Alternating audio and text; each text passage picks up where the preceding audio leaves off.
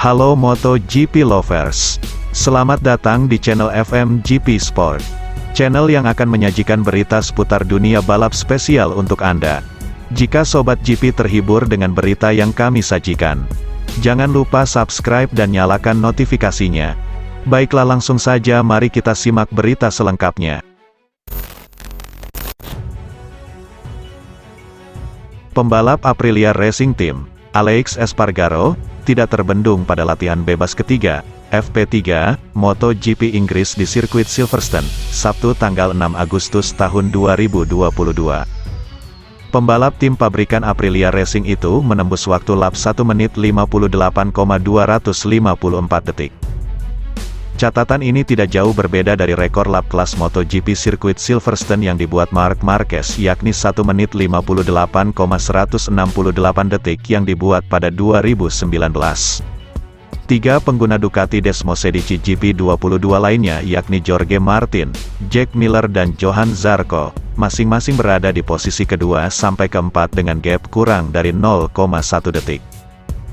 Rekan setim Espargaro, Maverick Vinales, menggenapi 5 besar dengan gap 0,321 detik. Peringkat ke-6 sampai ke-10 masing-masing ditempati Fabio Quartararo, Francesco Bagnaia, Joan Mir, Luca Marini, dan Alex Rins. Ke-10 pembalap tertas FP3 ini juga berhak lolos langsung ke kualifikasi kedua, Q2, karena posisi mereka tidak berubah di waktu kombinasi. Sementara itu, Enea Bastianini, Gresini Racing, menjadi salah satu nama top yang harus melalui Q1 terlebih dahulu di kualifikasi setelah hanya berada di P12 Combine Practice. Pada awal jalannya FP3, tiga pembalap Ducati langsung menghentak pada awal sesi dengan Johan Zarco memimpin atas Jack Miller dan Francesco Bagnaia. Saat itu Zarco bahkan mampu unggul hingga hampir 0,4 detik atas Miller. Maverick Vinales lantas mengurangi gap dengan Zarco menjadi sekira 0,1 detik.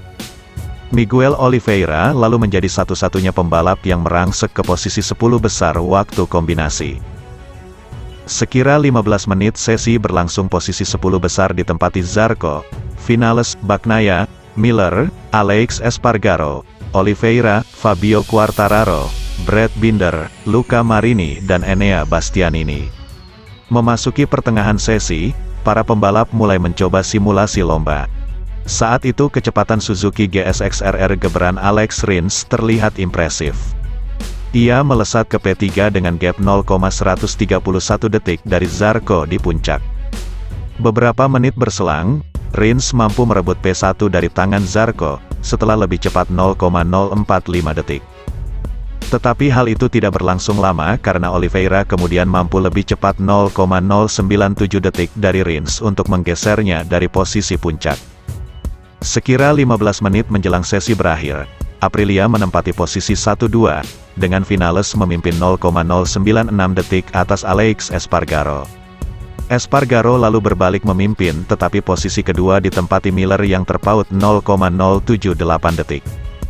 Posisi ketiga ditempati Vinales yang tertinggal 0,345 detik. Zarco kemudian menggeser Vinales di P3 usai terpaut 0,090 detik dari Espargaro.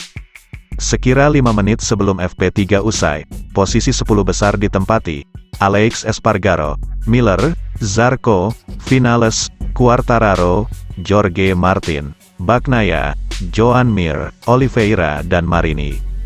Namun kurang dari 1 menit FP3 berakhir, Zarco mengalami kecelakaan. Padahal saat itu ia berpotensi mencetak rekor lap sirkuit Silverstone. Alex Espargaro akhirnya mampu mempertahankan posisi teratasnya sampai akhir FP3.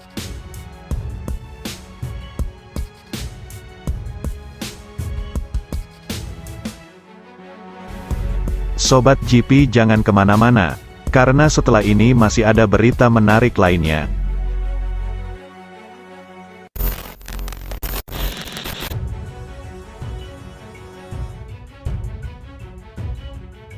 Pembalap Ducati Lenovo Team, Francesco Bagnaia, meminta timnya untuk terus meningkatkan performa Desmosedici GP22 pada paruh kedua musim MotoGP 2022. Francesco Pecco Bagnaia menyambut paruh kedua musim ini dengan motivasi tinggi dengan kemenangan di Assen. Kemenangan di ajang Race of Champions yang termasuk dalam agenda World Ducati Week menambah semangatnya. Dalam gelaran tersebut, pembalap asal Italia itu mengungkapkan sejumlah kendala yang memaksanya untuk bekerja lebih keras di awal MotoGP 2022. Perubahan mesin yang dilakukan Ducati pada menit-menit terakhir menjadi salah satu faktor menurunnya performa Francesco Bagnaia dalam beberapa balapan pertama. Kesalahan yang dilakukan di beberapa balapan juga membuat Pecco tertinggal jauh dari pemimpin klasemen sementara MotoGP 2022.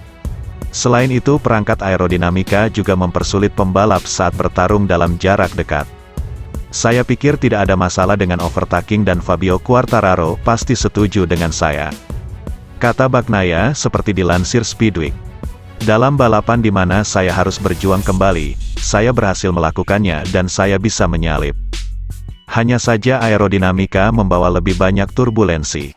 Tetapi juga jelas bahwa kami selalu mendorong batas. Jadi selalu sangat mudah untuk membuat kesalahan atau melangkah jauh. Tetapi jika Anda lebih cepat, Anda tidak memiliki masalah, seperti yang ditunjukkan oleh Alex Rins di Portimao ketika dia melaju dari belakang ke tempat keempat. Atau saya ketika start terakhir dan finish ke-8. Atau di Mugello, ketika saya berada di urutan ke-9 setelah start, dan masih bisa menang di akhir. Singkatnya, jika Anda memiliki potensi, Anda akan mengatasinya. Imbuh Bagnaia. Seperti yang diketahui, setelah memenangi balapan di Assen, Francesco Bagnaia percaya dapat tampil apik pada sisa balapan musim ini. Beberapa trek berikutnya juga sangat cocok dengan karakter Desmosedici GP22. Tetapi pabrikan lain juga perlahan telah mengimbangi Ducati. Oleh karena itu, Pecco meminta Ducati untuk melanjutkan kerja keras agar tetap tampil kuat dan mendulang banyak poin demi mewujudkan target meraih gelar juara dunia. Pada awal musim ini, kami memiliki harapan sedikit lebih besar, tapi itu tidak mudah karena ada sejumlah masalah teknis, ujarnya. Namun begitu kami berhasil mengatasi masalah itu. Dalam beberapa balapan terakhir, sejak kembali ke Eropa, kami semakin cepat. Kami selalu berada di depan. Ada pasang surut dan beberapa ketidakberuntungan dan kesalahan yang saya lakukan. Saya seharusnya dapat memenangi beberapa balapan, tetapi terjatuh, jelas itu bukan yang terbaik. Namun hal terpenting adalah kami tahu memiliki kecepatan. Pada paruh kedua musim ini, sangat penting untuk tetap melanjutkan kerja keras. Pungkas pembalap asal Italia itu.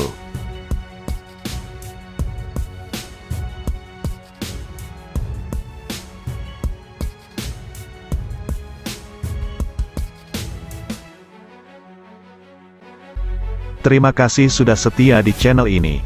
Nantikan ulasan-ulasan menarik lainnya dari channel FMGP. Jangan lupa tinggalkan subscribe-nya dan sampai jumpa.